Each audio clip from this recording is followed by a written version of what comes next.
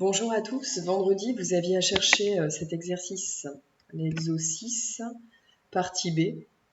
Vous êtes sur un exo-bac qui vaut 6 points. La partie A avait déjà été traitée et vous aviez donc à chercher la partie B. Je vous avais laissé du temps pour ça et je vous avais dit une vidéo sera mise en ligne vous donnant des pistes de travail si jamais vous bloquez. Je vous rappelle que le but d'une vidéo, c'est pas que vous la regardiez pour pouvoir ensuite recopier une correction et être au clair vis-à-vis des attendus du prof. C'est pas l'attendu du bac. Donc là, je sais que c'est compliqué, vous êtes à la maison, vous n'avez pas les mêmes corrections, enfin, vous n'avez pas les mêmes conditions de travail. Pourtant, dans un exo comme ça, c'est important d'avoir du temps et de réfléchir, non pas à trouver la bonne réponse, mais ce que vous pouvez mettre en pratique, faire émerger des connaissances peut-être du début d'année, ce que vous savez déjà faire, ce qui est plus difficile, et pas seulement donc recopier une correction en fonction de ce que je vais vous dire. Voilà pourquoi il y a une première vidéo qui va vous donner des pistes et qui va seulement être une vidéo de questions. Voilà les questions que j'aurais pu vous poser en classe si jamais je vous avais vu bloquer sur cet exo. Partie B, question 1A, je vous aurais laissé du temps pour faire tout seul.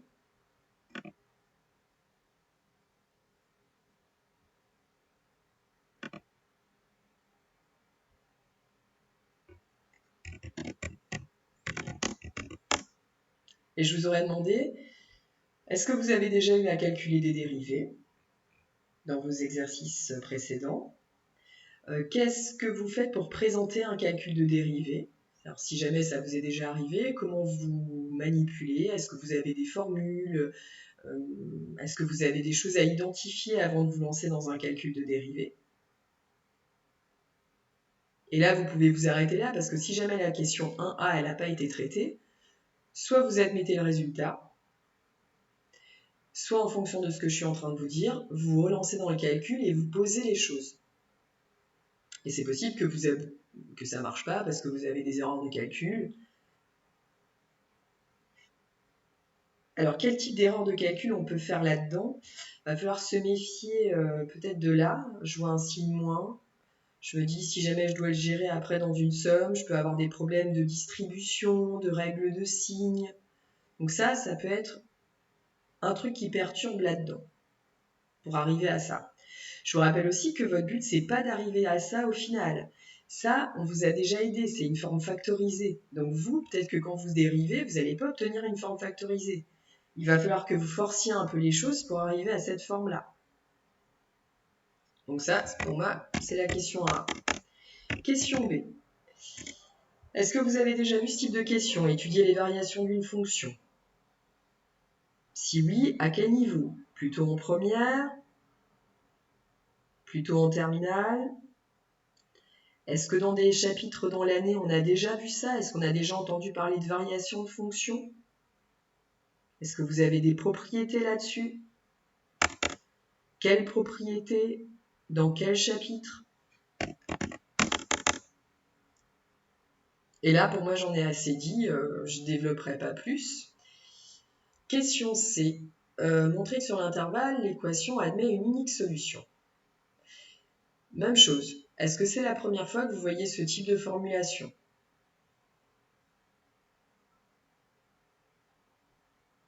Est-ce que vous avez des théorèmes cette année? Est-ce que vous avez rencontré des questions cette année dans des exos, bac ou pas? Ou vous aviez des questions qui étaient posées sous cette forme? Si vous avez cette impression, il va falloir feuilleter dans votre cahier de cours, dans votre partie cours ou dans votre partie exercice pour essayer de trouver un modèle. Alors ça peut être dans un devoir maison, ça peut être dans un devoir surveillé, dans un exercice. À vous. Et puis a priori, vous échangez pas mal entre vous. Donc là, c'est peut-être, si vous n'arrivez pas, vous demandez à vos camarades. Question 2A, là c'est nouveau. Étudier la convexité d'une fonction. Mais auparavant, on vous a dit, on admet que la dérivée seconde est ça. Donc là, on a la dérivée seconde. Et là, d'après le cours, c'est l'étude du signe de f seconde qui va nous permettre de répondre à cette question.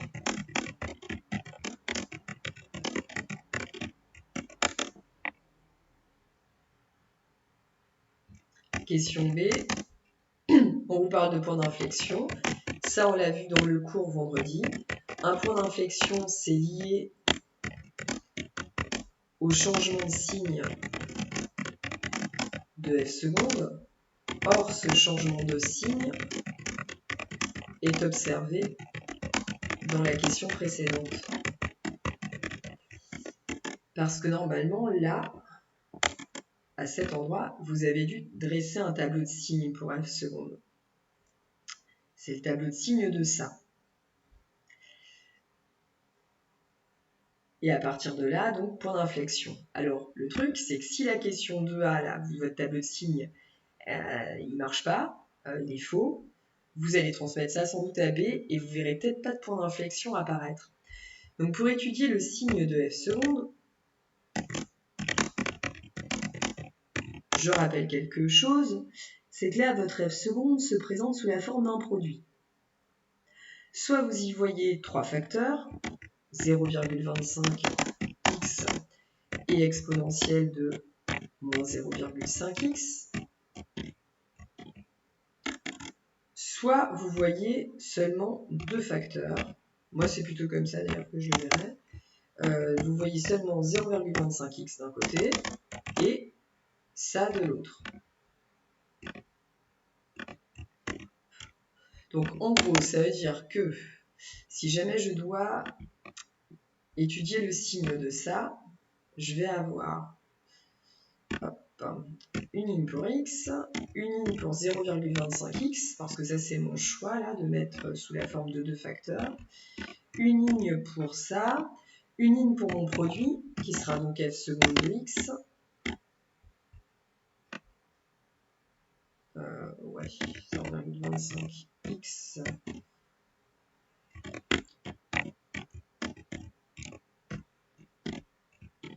là.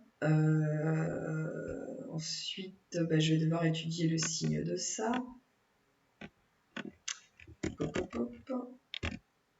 Là, votre ensemble de définitions.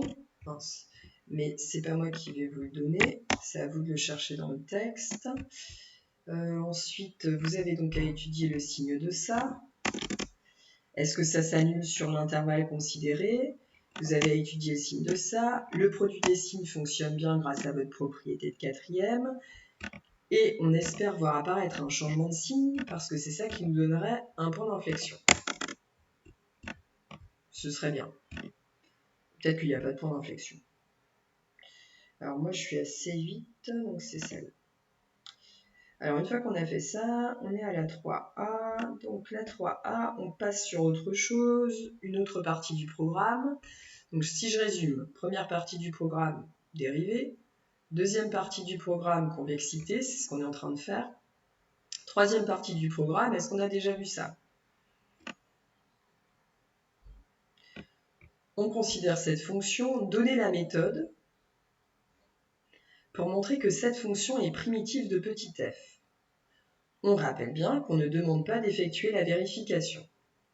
Ça veut dire que vous êtes là chez vous, et si vous avez le temps, pourquoi pas effectuer cette vérification à la main, ça vous entraîne au calcul.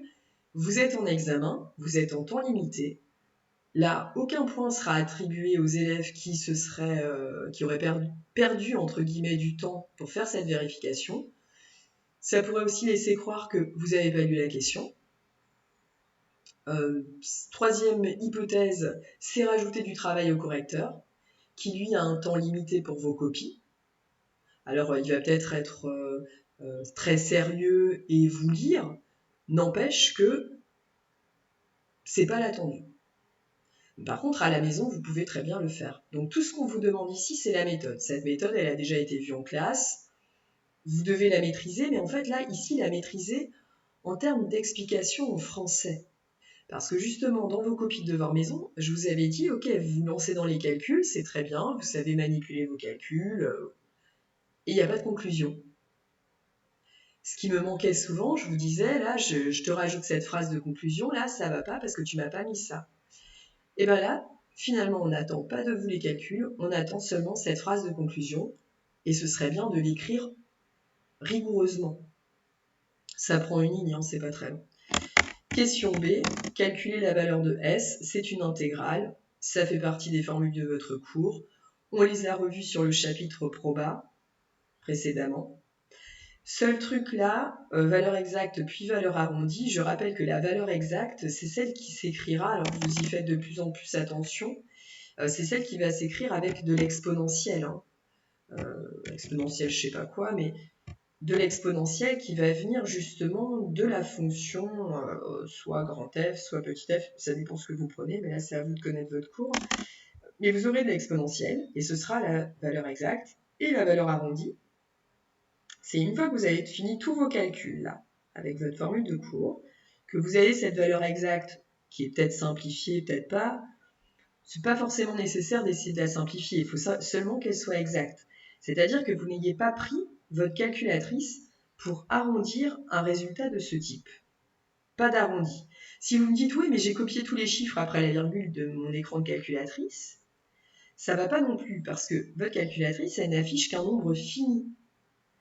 8, 9 après la virgule, ça va dépendre de sa mémoire, mais il y en a plein d'autres, il y en a une infinité. Donc de toute façon, ce qu'elle vous donne la plupart du temps, c'est une valeur qui est déjà arrondie. Donc là, on oublie la calculatrice sur la partie valeur exacte. Et la valeur arrondie, c'est celle que vous allez obtenir quand vous allez taper cette valeur exacte et l'arrondir. J'insiste bien parce que c'est pas j'arrondis une partie de l'expression, puis j'arrondis une partie de l'expression, puis je retranche les deux, parce que là, vous risquez de cumuler des arrondis et pas obtenir ce qu'on veut, c'est-à-dire un arrondi au centième. Et je vous donne un exemple. Là, en ce moment, peut-être que le troisième chiffre n'est pas si important que ça, mais vous avez une baisse du prix du baril de pétrole. Et ce que je vous avais fait remarquer, c'est que quand vous êtes à la pompe, donc là, je vais dire n'importe quoi, ça, c'est pour du diesel. Donc ça, vous êtes au prix à la pompe, vous remplissez votre réservoir, il fait peut-être 80 litres. Pour un camion, c'est plus important. Maintenant, vous êtes acheteur dans une entreprise et vous devez acheter des quantités énormes. Je ne sais pas, moi, vous êtes en logistique de transport, vous achetez des quantités énormes de diesel, on va dire ici, pour être plus simple. Si vous vous dites, je garde 3 chiffres après la virgule et j'achète, je ne sais pas moi, je vais dire n'importe quoi, 1 million. Et j'achète 1 million. Donc là, je vais payer donc 1, 117, 00, tac. Maintenant, si je me dis, oh, un troisième chiffre, ça sert à rien, je vais m'en passer. Ils sont un peu trop pénibles, je m'en passe. Qu'est-ce qui se passe ?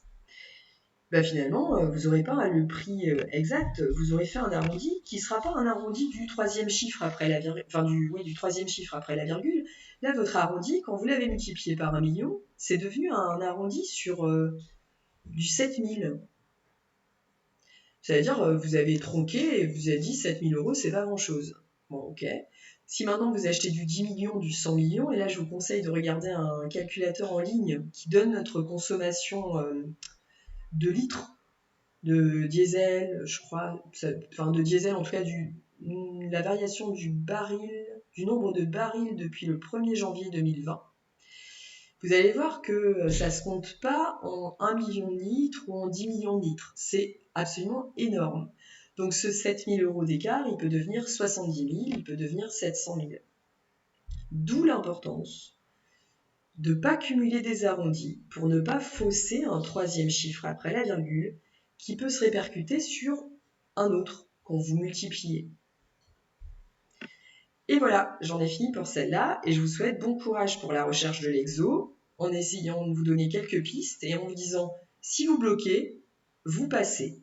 Parce que le but là, c'est d'être positif et d'arriver à trouver des questions que vous arrivez à faire en totalité ou en partie, mais vous restez pas bloqué en vous disant mince, j'ai pas trouvé f' de x, ça marche pas, j'arrête. Non.